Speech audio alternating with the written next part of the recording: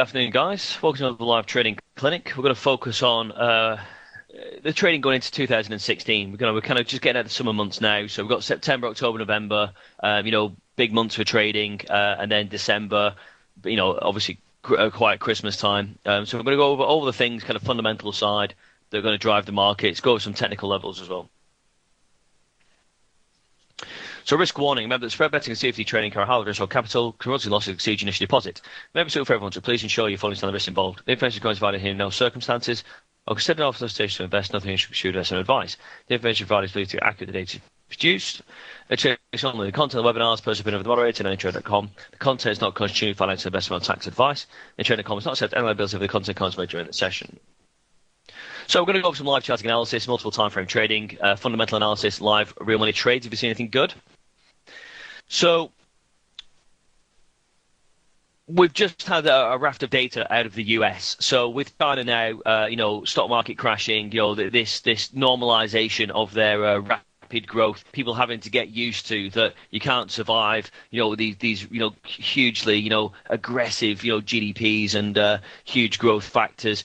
So what we're really kind of looking for today was all about the GDP. So GDP was expected 2%, it came out at 2.1, but then the actual annualized was 3.2, revised up to 3.7, so a massive jump. We saw the jobless that came in as well, a little bit worse than expected, but pretty much everything across the board was better than expected. Now, Janet Yellen and the Fed have said everything they do from now on is data dependent, so they are going to move at interest rates, and when they move interest rates, it will be because of the data.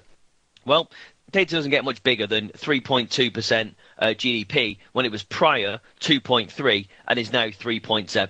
So if you want a good economic indicator that things are going well, there it is, folks. It's right there. Janet Yellen now has backed herself into a corner to say that the data dependent, so if a good non-farm payroll a week on Friday, then the markets are going to have to take this as a sign that the interest rates are coming this year. Okay, we've already kind of backed away from September, but it's looking like November, December, interest rates in the US are going to have to go up. And when they go up, they're going to go up in the UK, but it's all about how long this is going to take, the hiking cycle. This might take a decade to get back to 5%. Okay, they've already said that interest rates are going to remain historically low for a long period of time. So we're not going to see a jump to 1%, 2%, 3% over the coming years. But what is apparent is this era of free money, this era of life support, people being sustained by cheaper borrowing costs and living off borrowed money. It's coming to an end. So it doesn't matter if you bought a house in the last 5 or 10 years, you've still got 15, maybe 20 years left on your mortgage.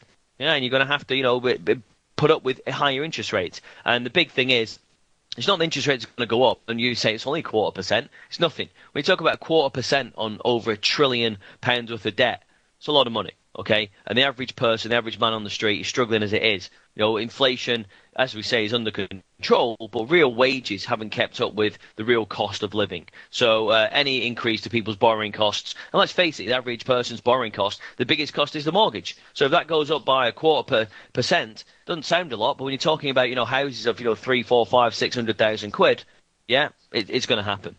I don't think it's going to be a set rate rise, to be honest. I think it's what we're looking for is that's too imminent. That's right now. I think what we're going to do is wait for the non-farm payroll, and it's more likely to be a November rate hike, I would say. And even if it's not, even if it's going to be a January, February, March rate hike, it's going to have to happen, imminently. Imminently is the word we're looking for. It's not if, it's when. And it's imminent. There's no way the Fed can keep putting it off after taking this stance. They'd look like a bunch of absolute idiots, wouldn't they? Not they don't look like idiots anyway, but there's no way you can say you're data dependent and then keep, dodging bullets. The data's been consistently good. If we see a good non-farm payroll, it's going to force the hand. They're going to have to move on rates. So as we've seen that good GDP data, obviously we've seen gold come down. Gold's a safe haven. So the indices have gone on to make new highs. The S&P's not made new highs just yet, but the FTSE, SMI, and DAX have. So that's an indication that the US really should go on to make new highs. But how long are we going to keep them highs for? I mean, again, we know we've still got the free money. We know we're in a bull market. We know people are buying the indices back on free money. But if we know that this good data is going to force Janet Yellen's hand and interest rates are going to go up, well, traditionally that's bad for the stock markets. So surely we're going to have to see a correction at some point, aren't we? So again, will that come today or will people just buy the good GDP? Maybe we get back to 2000, the S&P, and then we see a sell-off. So it's a real judgment call. I can't tell you what's going to happen because I don't know. I don't know what's going to happen. So the US, when they open in 25 minutes, as Mr. C is just pointing out, is going to take it one or two ways. We're going to take it as a pure fact. All the figures across the board were good. So carry on buying them lows in the stocks, get the S&P above 2,000. Or we're going to see a quick spike and the markets say, well, Janet Yellen's got no choice now. She's going to have to put rates up this year. People are going to start piling out the indices back into cash. Indices come down. So how I would trade it, Mr. C, is pretty cautiously, to be honest. We haven't really made any significant highs across the board in the indices. We sold off in the morning. We bought back in the afternoon. For me, it don't feel right. It just doesn't feel right right now. I would think there'd be more speculation than this going into the open, and that the S&P certainly would have made a new high on the GDP data. So I think what's going to happen is we might blip up quickly in the indices and then see a continuation of the sell-off. I mean, if you look at the S&P, on the hourlies, look at the weeklies. I mean, we're almost green on the weeklies, to close this gap. And as I've said in the past, look at the past to predict the future. Down, reject, gap up, go higher. Down, reject, go higher. Down, reject, go higher. Down, reject, higher. Down, reject, higher. So what do we see here? Massive down, reject. Then you have to, look, we're going to go higher. 2,000 seems the obvious point. 2032, 2098. And who knows, we might even go on to make new highs. Again, while the markets quickly buy up for 2, 3, 4, 5, 6 weeks before the inevitable rate hike. And then we see an even bigger correction on the way down. And instead of seeing these rejections that we're seeing now, we just see lots and lots of red candles. So, yeah, I mean, I think that, if I feel for me personally, any big spike, is not going to go too far today because I just don't see us reversing, this kind of down cycle too good. We've had a nice bounce for the week. Whatever, losses we saw, we've seen repaired, this week. So I think it's just a bit of a wait and see, a bit of a bit of a timing issue. So again, it goes through to what you're thinking. If you're going to be a short-term trader or a longer-term investor, I mean, that's what we're looking for, isn't it? I mean, is the euro going to continue to go down? I mean, you'd look from this, it looks like it should do. I mean, again, we've rejected, an attempt to get back up to these higher levels in the euro. So if we kind of close towards 1.11424 and 1.10609, then we're going to continue and hit these new lows and get down to parity at 1.0. That's what the euro wants to do. It wants to get to 1, doesn't it? That's what it's trying to do. It's consolidating towards the bottom of the range. We're hearing all these noises that there might be more QE from the Eurozone. We're hearing these noises that there might be, more problems coming with Greece. Greece, I mean, everyone that thinks Greece is fixed because they've got the bailout. It's only the start of the problems, isn't it? How are they going to replace and repair their 25% loss in GDP? Well, they're not going to do it, are they? Overnight, they're not going to do it with borrowed money. So what do we do? So I think for me, I've said for a long, long time the euro is finished and it's going to continue to sell off. And if all the big banks are saying we're getting to parity, then we're getting to parity. So you've basically, got, another 1,000 ticks before that happens. So kind of slow now, really, just kind of ticking along. Not really anything's giving us a direction. So the whole point is it's trying to figure out, what's going to happen into, September, October, November. It all really revolves around interest rates. If China is getting used to this new normal and China's not going to grow as fast as it was before, what did we expect? Do we think that China was just going to continue to carry on at 8, 9, 10% of GDP rise every year? It's unsustainable. Nothing can continue that much, especially not when you've got 1.2 billion people. We've proved that communism doesn't work. So what, we're thinking China's going to break the mold because they've got a 100-year plan. Oh, aren't you clever, China? China are just people. They are just people. Their main resource is people, and also people doing as they're told. As people get richer, more educated, more ambitious, what do they then do? Not what they're told. All the opposite of communism. So when that all falls apart, how do you get it back? That's right, you don't. So if China, the emerging market, isn't the engine room of the global economy anymore, what happens? All the pressure's back on the US. So that's why the US is nervous, because it needs them good old Yankees to be out there spending their dollars, travelling around the world and making the whole thing tick over. If they start saving when interest rates go up, bad news, isn't it? So really, that's what we're looking for into 2016, the bigger picture. Where is people's money going to be safe? Where are people, going to find, the next opportunity? I think we're all so absolutely obsessed with growth. We're all completely obsessed with this illusion that we've got control over the world and the control over the economies. Well, if you keep tinkering with the economies and you keep, stopping it from functioning how it wants to function, then eventually it's going to fall apart. We should have just let Northern Rock in the UK fall, like Lehman Brothers. We should just let them fall and the world pick up the pieces. Because at the end of the day, when Lehman Brothers go down, or, it's rich people that are invested in these things, not poor people. So you're only losing rich people's money. Well, rich people have another thing, don't they? That's right, more money. So what does it really matter?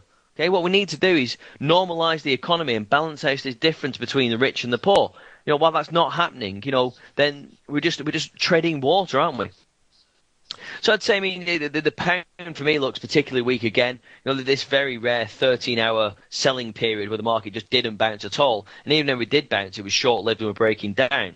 So I think that we're going to get back to 1.64. In the future of the pound. I don't think the pound's really lost its value. I think what the market now is doing is saying that, well, if the rates might hold in the US and not go up this year, it might take even longer for them to go up in the UK, and that's why the pound's selling off. But I'd be a massive buyer of the pound at 1.53, 1.52677, and all the way down to here, really, at 1.51, 690. I don't think we'll get below 150. In the pound, there's just too many buyers out there. Look at the 4 hours. Again, you see this very strong pattern. 8 hours of selling, a little bit of profit. Another day and a half of selling, a little bit of profit. So realistically, you could see quite easily by the close of play today, we're down at 1.5329. But it might take some time to get there. But realistically, we've broken the downward trend now. And I don't know where the bounce is going to come from. It's not going to come from anything technically just yet, I don't think. I think, we'd have to be down here. These lower fibs. We say the 50% has acted. Let's say the 50% acted on the dailies. So we broke through the 23.8. So we've got these lows to break first. So, maybe 152 is where we see the serious bounce. But, it's like anything. When you spotted a trend, it's already too late. So I wouldn't, like I did yesterday, keep buying these lows because it's just too dangerous. You don't really see, the dailies close, right at the bottom too often. So you knew there's a bounce, but it's such a little bounce that, it's just too risky to take on board. So I'd expect the markets continue to sell off in the short term, probably break these lows here, and we'll probably see the bounce, as I said, about 1.52. Because nothing really for me is intrinsically changed. It's just speculation that, rates will take longer to go up in the UK, which they may well do. But that's one thing that's for certain, they are going up. Has QE really worked anywhere? It was always a theory. Has QE worked in the US? You could argue that it has. You can argue that it hasn't. I think the problem with the Eurozone is it's not like America. It's not one race of people. It's not one country pulling together. It's a lot of bitching, whining member states. They're all in it for themselves.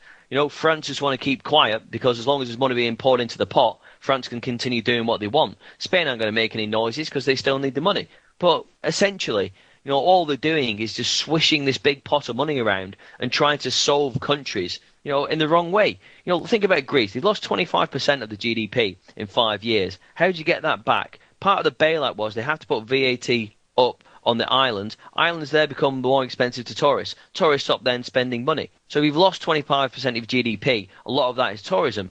How do you get it back when you make Greece more expensive? Well, you don't, do you? So that's the whole point, isn't it? The whole point is you cannot, borrow your way out of trouble. It's not like they have Germany with big industries. It's not like they have Spain, that's still, heavily reliant on tourism.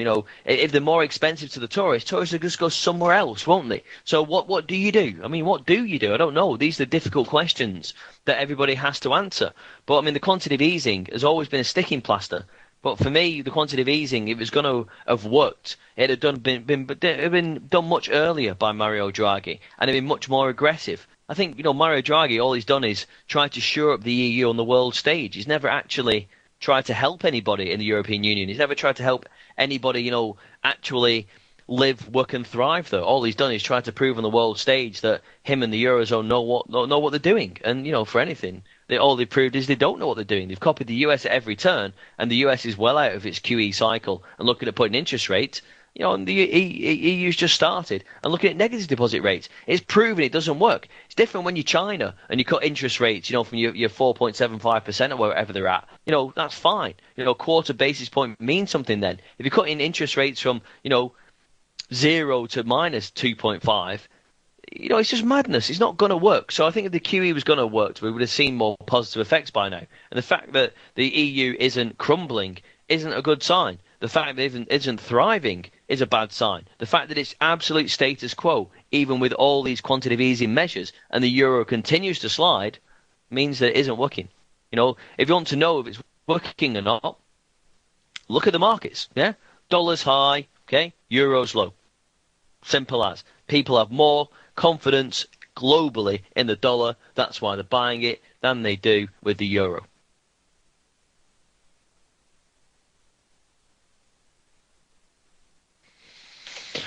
So any thoughts you guys have got, guys? I mean, anything you're thinking into 2016? I mean, I'm not a long-term trader, so I have a view on gold, I have a view on the euro, but I'm happy to get 20, 30 ticks, every trade, every day out of selling the highs, or buying the lows. I'm not necessarily, looking to say that I'm right, that the euro is going to get, to 1.0. I'm not necessarily trying to be right and pat myself on the back saying that gold's going to get to $1,000. I'm not really interested in being right. If I want to be right, I'll go and write, as I do for Financial Times, Bloomberg, Reuters. What I'm looking to do, is get involved in these intraday movements. So for me, going to 2016, all we're focusing on is interest rates. Okay, growth we know that is steady and but somewhat stagnant. It's not great in China and the emerging markets. But when do we ever give two hoots about what's happening in China? Who's talked about China for the last 2, 3, 4, 5 years? No one really. We've just used it as an excuse to be greedy and buy stocks. Oh, China's doing well, so we'll buy some European stocks. They don't really have the same correlation. If the markets were going to come absolutely crash and tumble and follow what's happened in Europe, in Asia, then they've done it by now. So for me, it's really all about interest rates, going up, and that's all we're focusing on, and that's all we've really been focusing on the QT. It's for the last 18 months. We don't really care about non-farm payroll anymore. We don't really care about GDP. All we want to know is when them interest rates are going to go up and what the potential effect is on FX, on gold, and the stock market. Doesn't matter any which way you look at it, interest rates are going to be bad for the stock market and bad for people in general. But they have to go up. We cannot keep people living a false, sense of security. It's like anything is. It's like you're seeing a little crack in a dam, and then, you just put a little peg in it, keep it from blowing. But then eventually there's too many holes. You put the final, blocker in, and the whole thing just explodes. I mean, that's what's going to happen with the world markets. People, why are they so frightened about the stock market going down? Who's to say the DAX should be above 10,000? Who's to say that, the FTSE should be above 7,000? Who's to say? Just because all the institutions investing in the stock markets, they will continue to go up. Every time they've crashed, they've gone up. So when they're at 4,000, yeah, they went up. When they're at 5,000, 9/11 happened, they crashed, they went back up.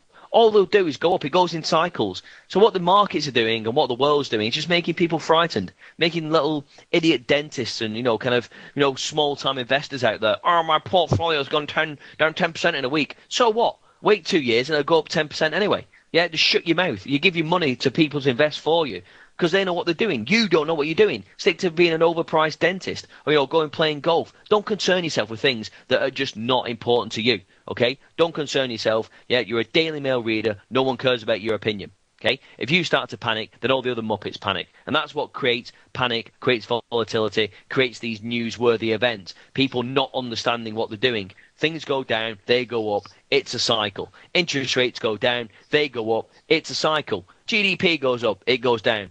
That's right. It's a cycle.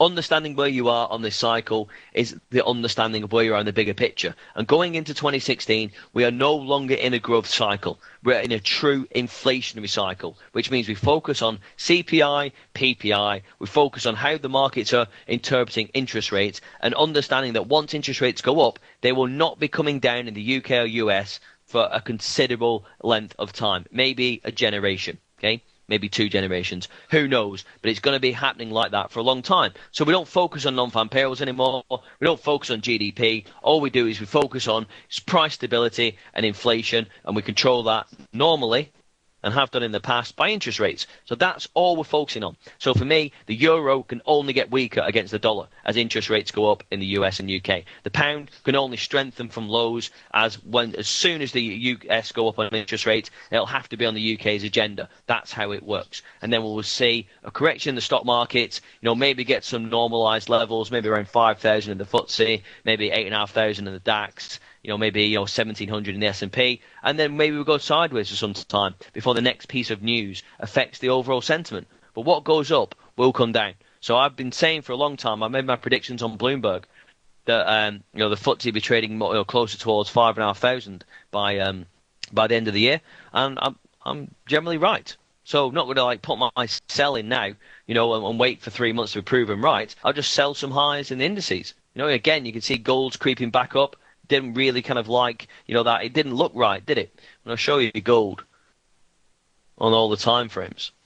So we saw that, gap down here. Then the market again gapped again, but we closed it and we just consolidated. And, the market really didn't want to sell off too aggressively. We'd see that big sell-off before the figure came out. So really, that we were trading about here when the figure came out. Then the market's just popped back down. So gold, again, probably retraced to 50%, I would say, of that hourly candle. Yeah, above 50%, hit the 61.8. But I mean, this is the trouble now when you're watching the markets. This is the lack. This is the lack of volume, which is making it difficult to trade. It's too jumpy. Like if you try and press the button here, the market, to sell, the market will be trading up here, and you can be massively offside before it does anything. So the lack of volume isn't helping the trading conditions. Don't confuse volatility with volume. Yeah, volatility is how far the market moves, but volume is how it gets there. If you don't have the volume, the volatility is very, very difficult to trade because prices are missed out. So I would say that really the 50% is going to be pivot here, isn't it? So if we hold above the 50%, then maybe we just tick up, make a new high, and eventually come back down. But it's like everything, isn't it, in trading? If the market knows what's meant to happen and you know what's meant to happen, all the US market will open up. People will come in and go, wow, big revision in GDP, sell some gold. But then gold goes up 50, 60 ticks in a straight line. Everybody gets out, and then gold drops off another 200 points over the coming days. That's, what's likely to happen. But, look at gold. We've hit the tops. 1, 2, 3 big selling days, to get rid of all these upticks. So we might just hesitate and kind of range around these levels of 115, 1110 and 1105 before we then decide to kind of then aggressively move down. I mean, look at the daily selling bias. You don't see it red hardly ever. So, we're obviously going to come away from them highs. So would have been a nice sell longer term, 3 days, but whatever. All I've been doing is selling gold at the highs in the midterm. So any thoughts yourself, guys? Anything else you'd like to go through? I mean, 2016, as I said, is only rates, isn't it?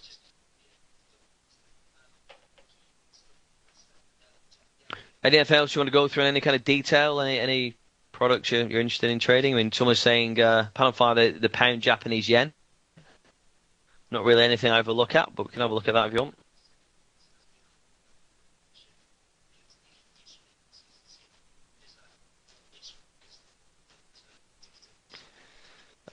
Where is it?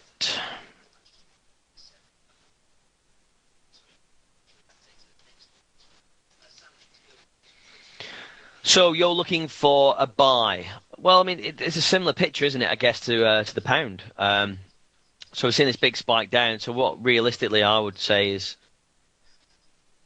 50% is here. So it's looking like we're going to continue down. So I wouldn't really personally be looking to buy it. I'd probably be looking to sell it down to 182.97. But then let's look at the higher time frames. Yeah, potentially. I mean, we've seen a lot of rejection here, haven't we? A lot of rejection. I'd say, yeah, as long as you kind of stay above 185, spot 405, there's a potential chance of bouncing back to the 50% at the 38.2. Let's look at the higher time frames. 1, 2, 3, 4 selling days. Where are we really trading? Well, I mean, look at that. Look at that for coincidental indicator.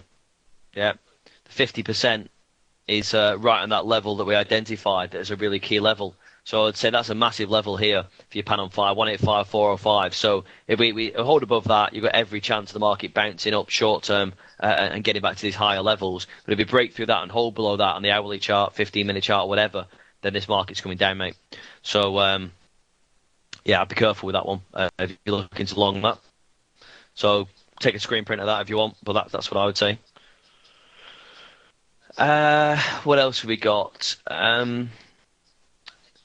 When UK increase rates after US, how will GBP move? Well, it'll go up. It'll go up. And then GBP Aussie dollar.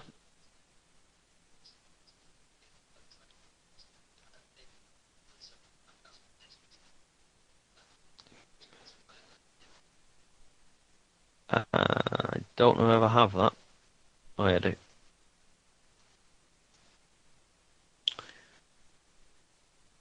So again, gold, just another prime example, just really, really wigging around. Hit that 61.8, and already in 5 minutes, is trading back towards the low of the 23.6. So very difficult to trade these markets at the minute, guys, without that volume.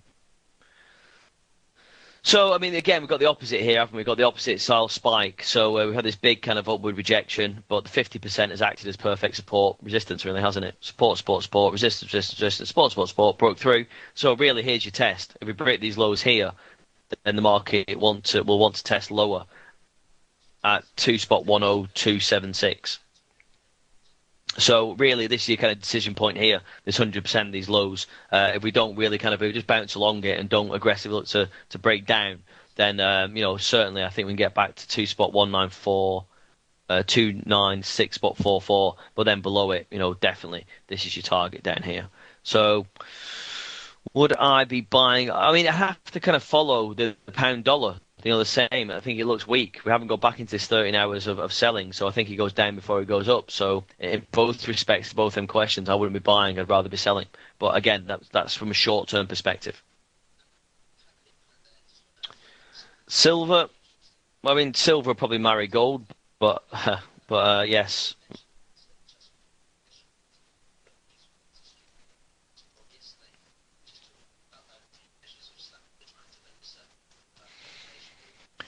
So I guess silver, let's look at the highest chart we can, monthly. Again, much, much lower than gold is, I can tell already. So the 50%, again, acts as a very good pivot. So really, I would say that, can we get to these lows down at, these previous lows down here at 8.566? Difficult to say, isn't it? I mean, I think it's probably due a bounce soon, but unfortunately, we're kind of hitting all the levels. There's nothing really kind of supporting silver, and it's going to follow gold. So I think as gold invariably gets towards that $1,000, I think we're going to make some new lows in silver before we get to, where it started. Back to the all-time lows at 8.369 before it then goes up. There will be obviously some buying opportunities soon, but you look at the weeklies. It's all selling, isn't it? It's all selling. So yeah, I don't know. I think silver, yeah, probably will be due a bounce, but it's like anything. It's like oil. You keep picking a low in oil, and it keeps going down, doesn't it? So, got to be very, very difficult, isn't it? So I'd say, yeah, we due a bounce, but it's very, very hard to say where it is. I mean, I'd much rather trade gold than silver, to be honest. I don't see any value in silver at all. So again, gold coming down again after that big quick spike up. Just got 2 minutes for the open. So it's either going to be carry on selling on that strong GDP, or we're going to buy back based upon the interest rates. Dollar Swiss, okay.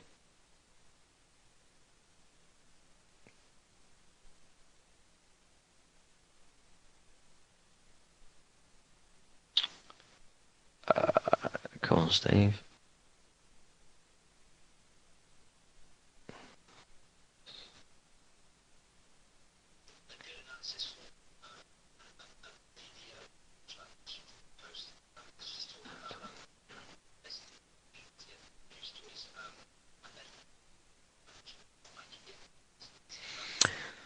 So you're saying, well, there.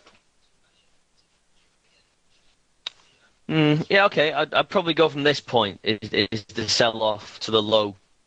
So for me, yeah, we're holding above the 50% on the daily. So I mean, dollar strength's going to come after that GDP. 61.8 is going to be your target. These highs up here. So dollar, really should remain strong regardless. Because I've said before, It's win-win for the dollar.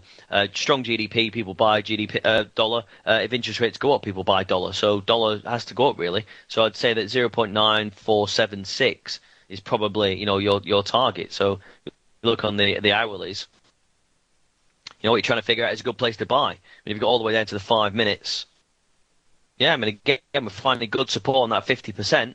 So if you want to buy, put your stop in anywhere below here. You've got from where we're trading 207 stop to make 61. So that's how I trade it. Put your stop below here. But we're open now in the US.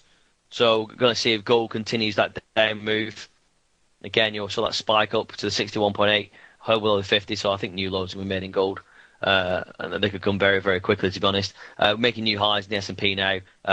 Regained the lows in the DAX, making new highs in the S&P and the FTSE. So watch gold. I mean, let's gold. All it's got to target is these previous lows, isn't it? So here, it's only literally a few ticks. And then below that, again, the daily levels are 1115 spot 5, 1110 spot 5, and 110 spot 3. So again, it's as I said, it's for the short-term trade, isn't it? The short-term trade is, are people now thinking good GDP, good strong figures, let's go for the back of that? Or are people thinking good GDP, strong figures, Janet Yellen has to raise interest rates? I mean, everybody seems to be looking for a reason for them not to raise interest rates. But, as I said, you've been saying this stuff, Janet's been saying this stuff for a year. You can't keep saying it and do nothing with it. Data's data. You can't keep blaming other world phenomenon like China and, and other things. You just can't keep blaming them. So really just need a couple more ticks. And again, if you don't see the ticks down, then you're going to see a big correction. I mean, gold's so difficult to trade now with this low volume. It's almost impossible to kind of take no risk. Whenever you press that button, you're going to take some offside risk. And even when you're on signing profit, it's not always guaranteed you can take it. So just another few ticks down to hit them previous lows just here. And then a good, nice target at 111.7 spot 9. And then really, like I said, below that, it's only yesterday's lows that we can see here. So we made a new low in gold now. So it's how far it goes from this point, isn't it, really? We've seen strong bounce backs before, so maybe we might see a bounce off here. If we don't, all we're going to do is target yesterday's lows and then these big levels on the dailies here.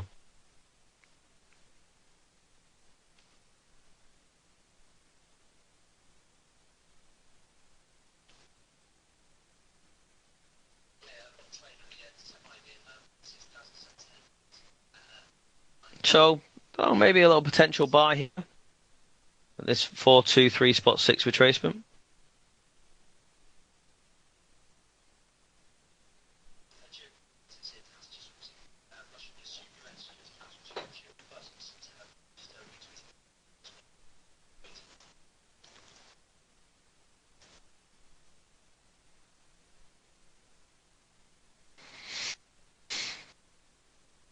Again, I mean, just looking at the odds, we've got 3 kind of selling candles after the open. We hit a good strong level. We don't hit these previous yesterday's low. So there might be every opportunity of some consolidation with above key levels. So that's just the way I'd look at it, really, isn't it?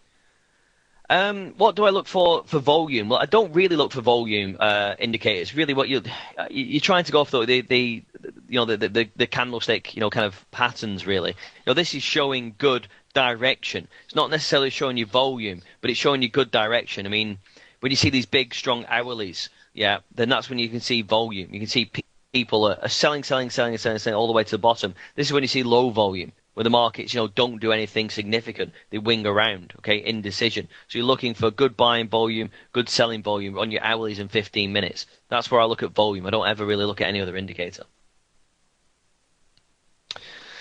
So just bouncing away, didn't quite get to that low. We're only a couple of ticks. I would have certainly bought some of that level, 5 ticks below, and you saw the bounce. But again, that's short-term kind of scalping. It's not any kind of positioning. We still think gold should go to the lows, but it's all about timing. All right, guys, I can't really say anything, to be honest, that's amazingly interesting. We're 4 minutes into the open now. We're trading a little bit higher in the US. We're kind of trading lower in gold, a little bit kind of higher in the dollar.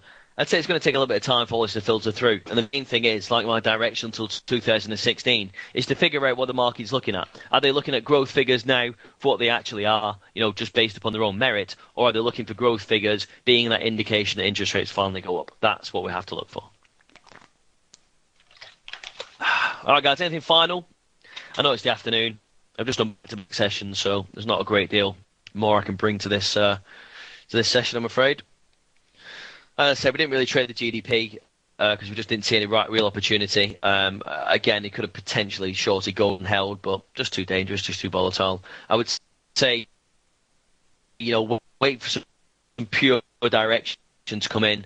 And for me, I think gold's going to bounce and stocks are going to come down because I think, despite what all the market commentators say, Janet Yellen said they're going to move on data. This is good data. We're all looking for next Friday's non-farm payroll data. And if that's good, which is expected to be, it's game over. Interest rates go up this year. It's as simple as that. And then the whole world changes. All right, guys, you know where to get me. Get me on Twitter. You can look for, anything. You can look for my book. My book's ready for pre-order. An email will be going out to the database from FX Street very soon about that. And anything else you want to, guys, get me on Twitter at Steve Ruffley. All right, guys, hope you enjoyed it. Been a pleasure as always. Have a good afternoon. Thank you.